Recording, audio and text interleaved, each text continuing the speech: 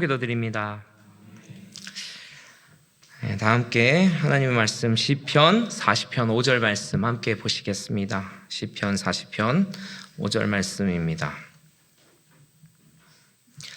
네, 함께 우리 한 목소리로 시편 40편 5절의 말씀 함께 봉독하시겠습니다. 여호와 나의 하나님이여, 주께서 행하신 기적이 많고 우리를 행하신 주의 생각도 많아 누구도 주와 견줄 수가 없나이다. 내가 널리 알려 말하고자 하나 너무 많아 그 수를 셀 수도 없나이다. 아멘. 기적이란 주제로 오늘 같이 말씀을 나누도록 하겠습니다.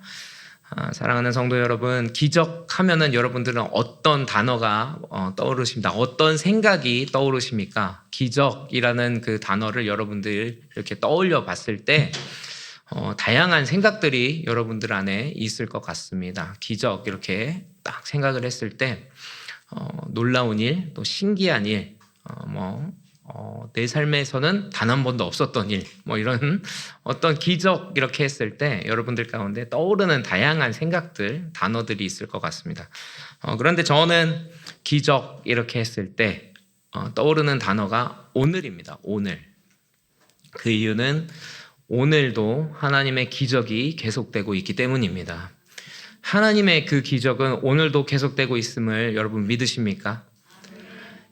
정말 자유주의 신학자들은 기적은 끝났다. 성경시대에서 끝났고 사도들에게 의해서 끝났고 이제는 그런 기적은 일어나지 않는다라고 주장하지만 저는 기적을 너무 많이 경험했습니다. 그리고 기적 가운데 살고 있다는 것을 느끼고 있기 때문에 기적은 오늘도 분명히 계속되고 있다는 것을 저는 믿고 오늘도 그 말씀을 여러분들에게 전하려고 합니다.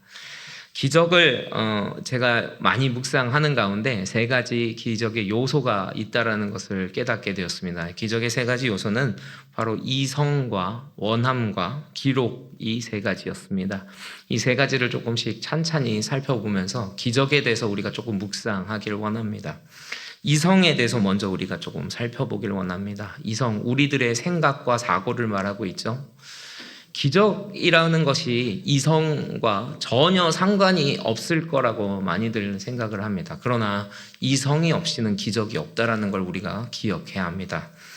이성이라는 기준이 있을 때 기적이 판가름 된다는 거 여러분 아시길 바랍니다. 우리의 생각과 우리의 판단이 이 정도 수준이었는데 그것보다 더 큰 무언가가 일어났을 때 우리는 기적이라고 하지 않습니까? 그렇기 때문에 이성이 없는 상태에서는 기적이라는 것은 있을 수가 없다는 거예요. 사실 어느 정도의 이 기준점이 있을 때, 그것을 넘어서는 뭔가가 있을 때 그것을 우리가 기적이라고 하기 때문에 내 이성으로는 불가능한 일이 일어났을 때 우리는 그것을 기적이라고 말하지 않습니까? 그렇기 때문에 사실 기적이라는 것은 반드시 이성이 필요하다는 거예요. 이성이라는 기준이 기적을 판단하는데 이것은 사실 신앙과도 마찬가지입니다.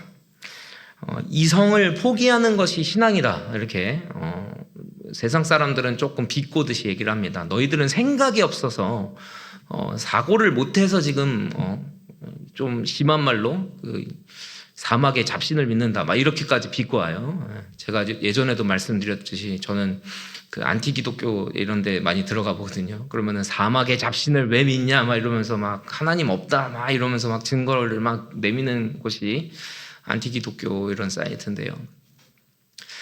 너희들은 생각이 없구나. 생각이 있으면 이렇게 과학 문명이 발전한 세상에 어떻게 그런 미신을 믿냐, 허구를 믿냐, 신화를 믿냐, 이런 식으로 이야기를 하는데요.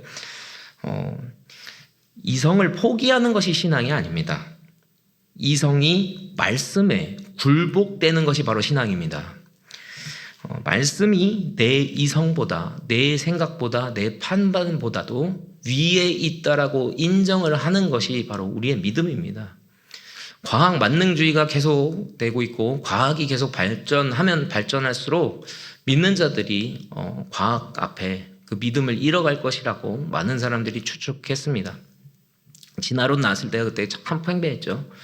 그러나 그 일이 계속 됐지만 그럼에도 불구하고 오늘 이 자리에 있는 저와 여러분이 그런 과학 만능주의에도 불구하고 하나님을 믿는 자들이 계속 있고 심지어 늘어날 수 있다는 것의 증인들 아니겠습니까? 증거 아니겠습니까?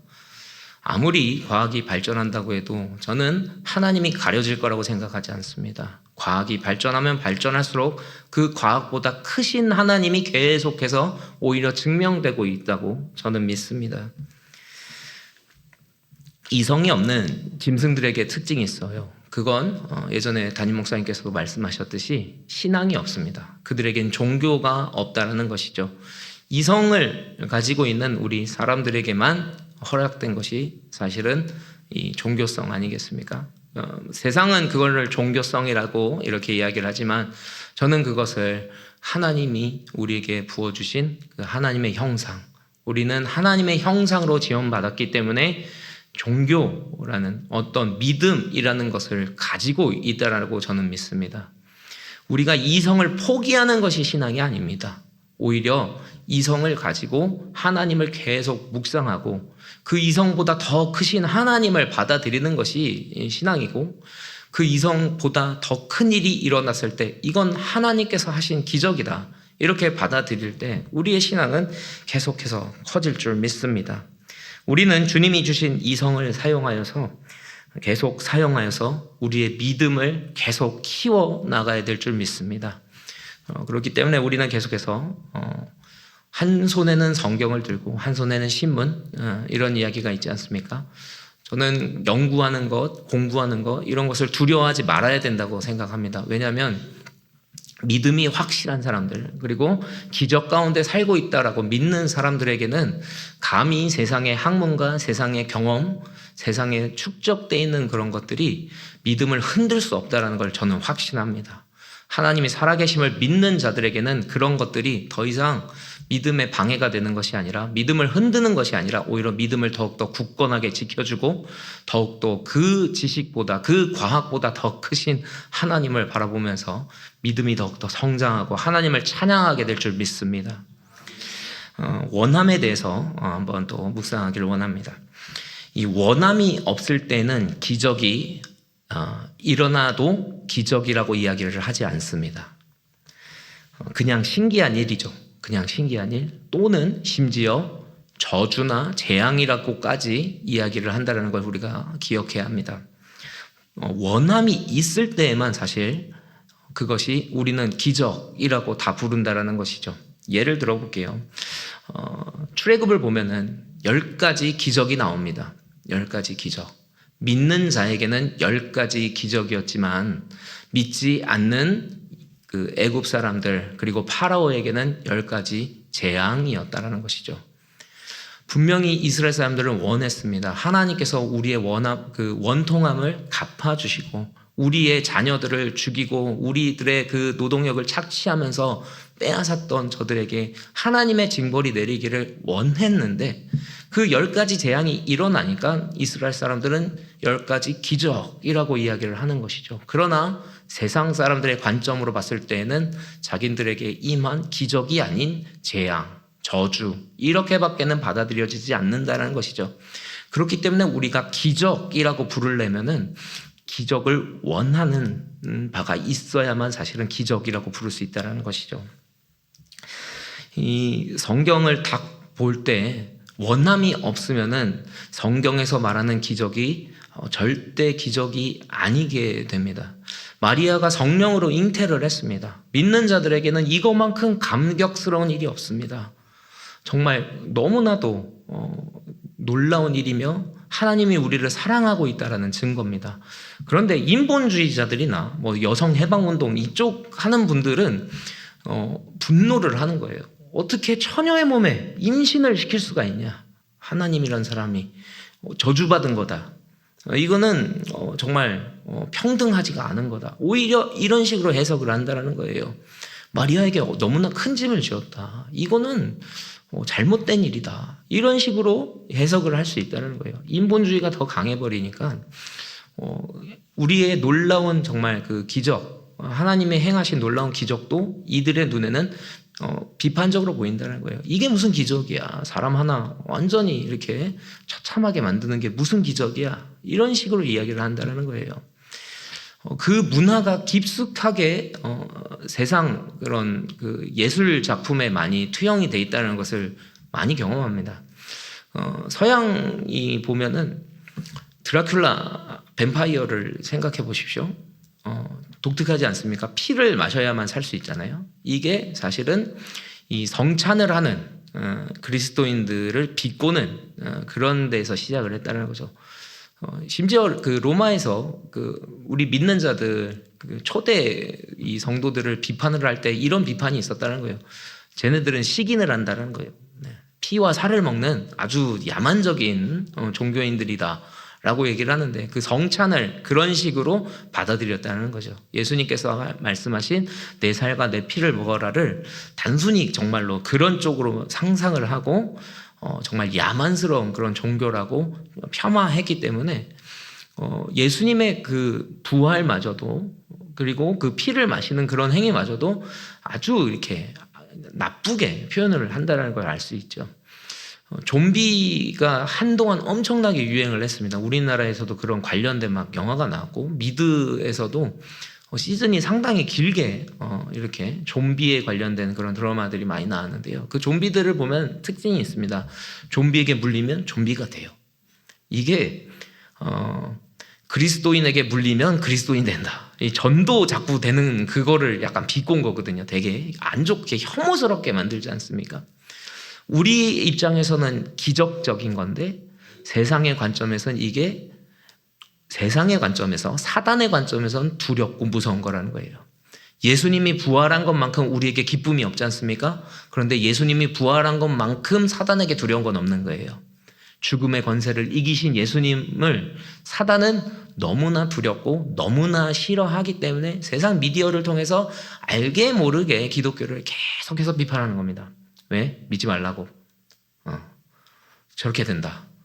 이성의 끈을 놓아버리는 그런 존재들이다 라고 낙인을 찍는 것이 세상 미디어가 하는 일입니다. 그렇기 때문에 우리가 보는 걸 구별해야 돼요. 그리고 세상의 그 계략을, 뒤에서 있는 그 계략들을 살펴야 될 줄 믿습니다. 사단은 성경의 기적을 원하지 않습니다.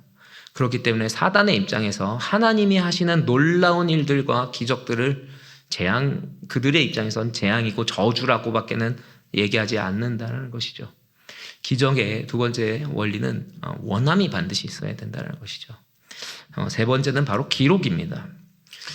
기적이라는 것이 기록되지 않았을 때 기적이 되지 않습니다. 우리가 성경에 기록되어 있는 기적을 읽었을 때 성경의 기적이 우리에게 기적이 되는 거예요. 단순히 그때 행해졌던 일로 딱 끝나버리는 순간, 선포되지 않는 순간, 전해지지 않는 순간 기적은 기적이 아닌 거예요. 그냥 신기한 일로 남아버리는 거예요.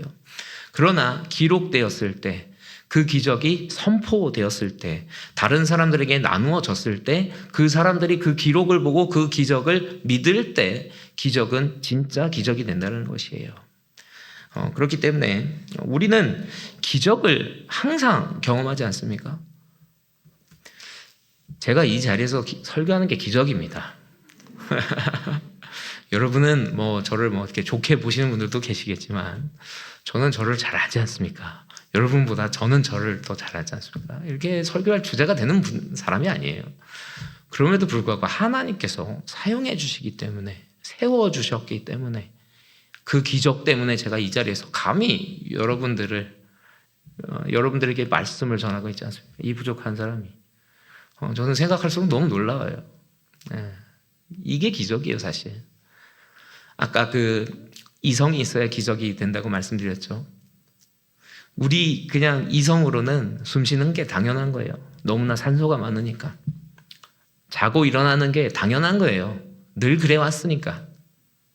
근데 하나님을 믿으면 믿을수록, 그 이성이 하나님 앞에 굴복되면 굴복될수록 당연한 게 아니라 다 기적이라는 거예요.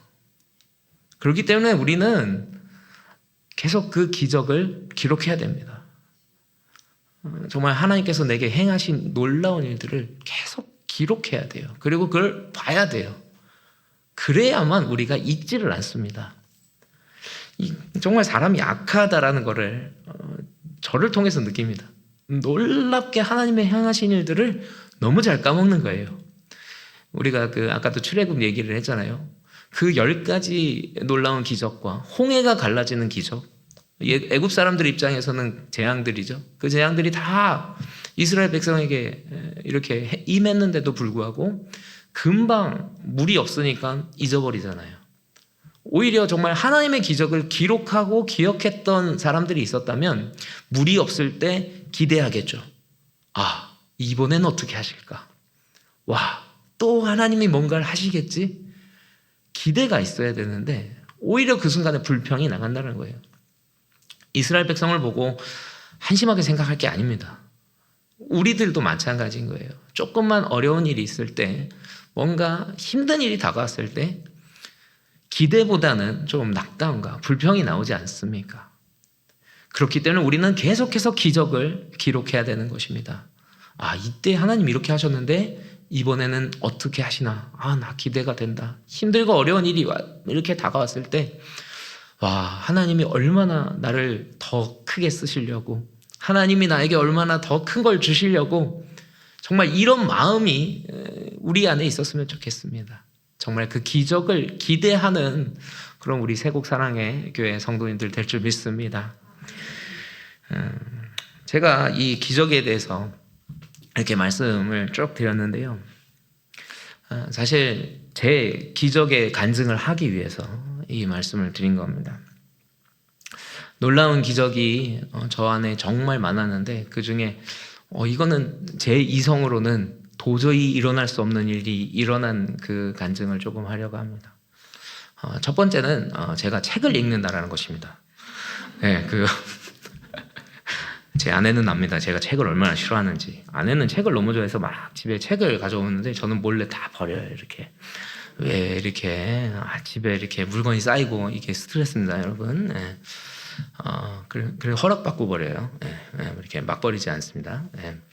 제가 책을 본다는 건 기적인데요. 볼 수밖에 없었습니다. 네. 왜 그러냐면요. 제가 목회를 하면서 이 현타라고 그러죠. 이렇게 너무 이렇게 좌절감이 왔었을 때가, 난 분명 목사로 이렇게 안수도 받고 이렇게 설교도 하고 사역도 하는데 하나님의 음성을 구별을 못하는 것 같은 거예요. 솔직히 내가 하나님의 음성을 들은 적이 있나? 그냥 솔직하게 이렇게 자문하는데 없는 것 같은 거예요.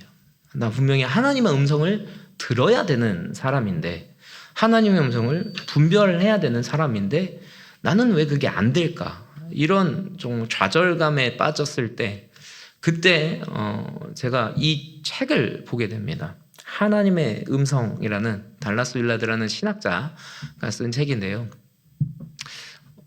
제가 책을 읽는 게 기적이라고 말씀드렸지 않습니까? 그만큼 절실했어요.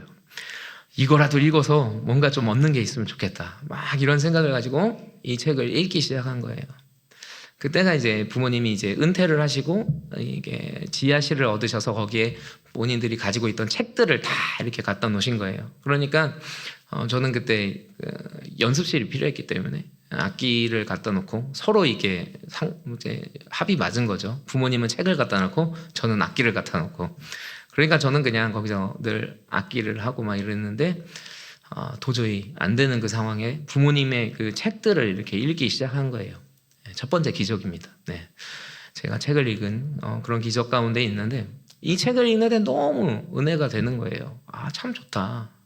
그러면서 제가 하나님의 음성을 들을 수도 있겠다라는 그런 기대감을 가지고 계속 이 책을 보고 있는데, 거부할 수 없는 놀라운 그 마음 가운데 책을 그만 읽으라는 명령이, 네. 저는 이거를 분명히 독파를 하려고 정말 책을 안 읽는 사람이 결단을 하고 책을 보는데 책을 그만 보라는 너무나 강력한 메시지가, 내가 이거밖에 안 되나 막 좌절도 하고 무조건 읽어야 돼 하는데 도저히 안 읽어지는 거예요. 그래서 딱 7장까지 읽고 딱 멈췄어요. 멈췄는데 이 책상에 앉아서 이 책을 보고 있었는데, 이 책을 딱 덮는 순간에 갑자기 제 앞에 여러 권의 또 책들이 막 놓여 있는데 유독 한 책이 자꾸 저를 부르는 거예요. 핑크색 그 표지의 책이었거든요. 꼭 이렇게 손짓을 하는 것 같아요. 나를 읽으라고. 근데 가뜩이나 책을 읽기를 싫어하는 사람이 책 읽다가 좌절했잖아요. 지금 딱 내려놨는데 무슨 다른 책이야. 나 이거 읽어야 되는데 계속 걔가 부르는 거예요. 나를 읽어라, 나를 읽어라. 그래서 어쩔 수 없이 그 책을 집어들고 읽었습니다. 그 책이 이 책인데요. 표지가 지금은 다른 버전이어서 이렇게 한 여인이 성경을 보고 있는 그런 표지죠. 그때는 이게 핑크색 표지였고 제가 그 책을 보는데 기도에 관련된 책이었어요. 그래서 보는데 나쁘지는 않으나 워낙 책을 싫어하는 저는 이건 다 못 읽겠다. 너무 어렵다. 이거 책 너무 재미없다. 그러면서 딱 4장까지 읽었는데 더 이상 못 읽겠더라고요. 막 그만 읽어야 돼. 이거 아니야. 내가 잘못한 거야 하고 책을 딱 옆에다 놓고 이제 다시 이 책을 집어들고 책을 본 거예요. 이 책을 그래 원래로 돌아가야지 하고 이제 7장 정도부터 다시 읽기 시작했는데 놀라운 일이 이제 벌어집니다. 제가 읽어드리겠습니다. 훈련을 받았든 받지 못했든 모든 신자가 따를 수 있는 간단한 요령이 하나 있다. 그대로 한다면 성경의 각 지면이 나를 위한 생명의 양식이 되리라고 확신할 수 있을 것이다. 이것은 1688년 프랑스 리옹에서 처음 간행된 짧고 아주 쉬운 기도 방법이라는 작은 책에서 귀용 무인이 권한 것과 매우 비슷한 방식이다. 이 책의 일부 수정을 거쳐 예수 그리스도를 깊이 경험하기라는 제목으로 다시 출판되어 지금도 구할 수 있다. 이 책의 처음 4장을 읽으면 내가 여기서 말하려는 내용에 유익한 보충이 될 것이다. 제가 여기까지 보고 이 책 여자가 썼는데 봤죠? 잔느 귀용 예수 그리스도를 깊이 체험하기. 네. 그때 소름이 확. 이거는 아까도 말씀드렸듯이 기적이라는 건 이성을 넘어야 된다라고 말씀드렸죠. 확률적으로 생각을 해봤어요. 확률적으로. 내가 이 책을 보고 있는데 하필 내가 읽어야 되는 그 부분 바로 직전에 책을 멈췄어요. 그런데 여기에 나와 있는 그 책이 내 앞에 있을 확률, 이거를 계산을 해보니까 이건 도저히 말이 안 되는 거예요. 그러면서 이 하나님의 음성 책 앞에 나왔던 글귀가 생각이 나는 거예요. 하나님의 음성을 듣는 방법은 경험을 통해서 듣게 돼 있다. 이건 분명히 하나님의 음성인지 아닌지를 경험을 통해서 듣게 돼 있다라는 그 글귀가 딱 떠오른 거예요. 그러고 나서 제 목회가 바뀌었습니다. 분명히 하나님이 말씀하시는데 내가 안 들었구나. 나도 하나님의 음성을 들을 수 있는 사람이었구나. 기쁘면서 슬펐습니다. 왜냐하면 하나님의 음성을 못 들으면 이제 그 핑계로 목회를 안 할 수 있었거든요. 안 하려고 그랬거든요. 근데 들어버렸네요. 그런데 제가 한 가지만 더 말씀드리고 이제 마칠게요. 아까도 말씀드렸듯이 기록하지 않으면 안 된다고 말씀드렸어요. 너무 놀랐기 때문에 제가 이걸 기록을 했어요. 그런데 아까도 말했듯이 사람이 악해요. 이 놀라운 기적을 제가 무려 2년간 잊어먹고 있었어요. 2년이나 이렇게 놀라운 일이 있었던 걸 완전히 생짜로 잊어버리고 살았어요. 어떻게 그럴 수가 있지 할 정도로. 그런데 작년에 다시 이 기적이 불현듯 갑자기 확 떠오르는 거예요. 언제 떠올랐을까요? 큐티 할 때 떠올랐습니다. 큐티를 하는데 맞다. 나 하나의 음성을 들은 적이 있는데 기적을 아까도 말씀드렸듯이 매일같이 사실은 경험한다고 말씀드렸죠.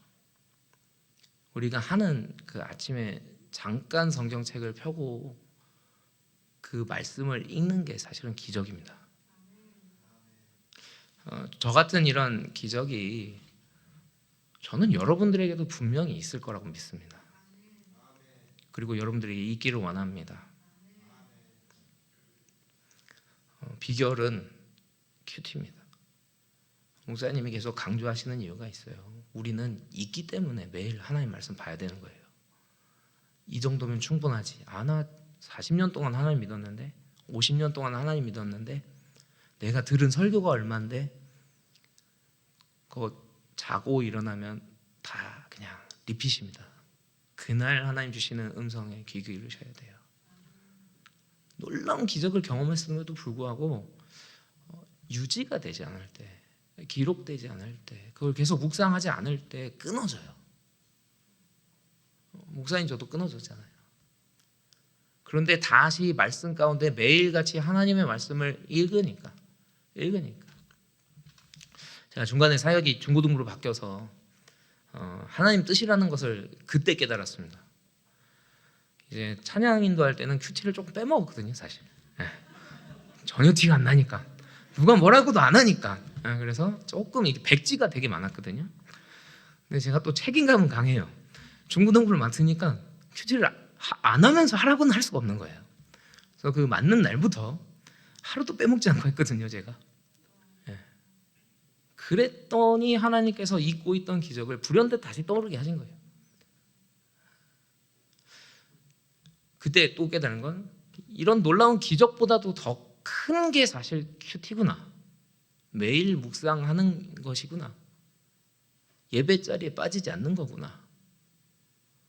늘 하나님과 가까이 하고 있는지를 점검하는 거구나. 그걸 깨달았습니다. 여러분들 오늘 기도하러 너무 잘 나오셨어요. 왜냐하면 기도는 원함이잖아요. 하나님께 원함이 있다는 거잖아요. 기적을 경험하셔야죠. 기적을 경험하셔야죠. 정말 우리의 이성으로는 도저히 납득할 수 없는 그런 놀라운 일이 일어나야죠. 안 일어나고 우리가 어떻게 살겠습니까? 이 세상을. 너무 힘든 세상이잖아요. 세상은 아까도 말씀드렸듯이 계속해서 우리를 어떻게든지 넘어뜨리려고, 어떻게든지 죽이려고, 예수님의 부활마저도 그렇게 정말 음침하고 정말 괴기스럽게 막 만들어서 우리들에게 몰래 막 퍼뜨리는 게 세상 아닙니까? 깨어 있어야죠. 기적을 경험하지 않고서 어떻게 우리가 이 세상을 하나님의 제자로 살겠습니까? 우리는 기적을 사모해야 됩니다. 그리고 그 기적을 기록하셔서 나누시길 바랍니다. 아마 오늘 설교를 했기 때문에 저는 이 기적을 평생 기억하지 않을까 싶습니다. 잊어버리지 말아야죠. 절대 잊어버리지 말아야죠. 얼마나 귀한 간증인데 이런 것마저도 있더라고요. 우리 사람이 얼마나 연약한지를 깨달아야 돼요. 기적을 경험하세요. 그리고 그 기적을 여러분들의 가족들에게 나누십시오. 여러분들의 그 순회에서 나누십시오. 여러분들에게 자녀에게 나누십시오. 오늘도 기적은 분명히 일어납니다. 오늘날에도 분명히 기적은 일어납니다.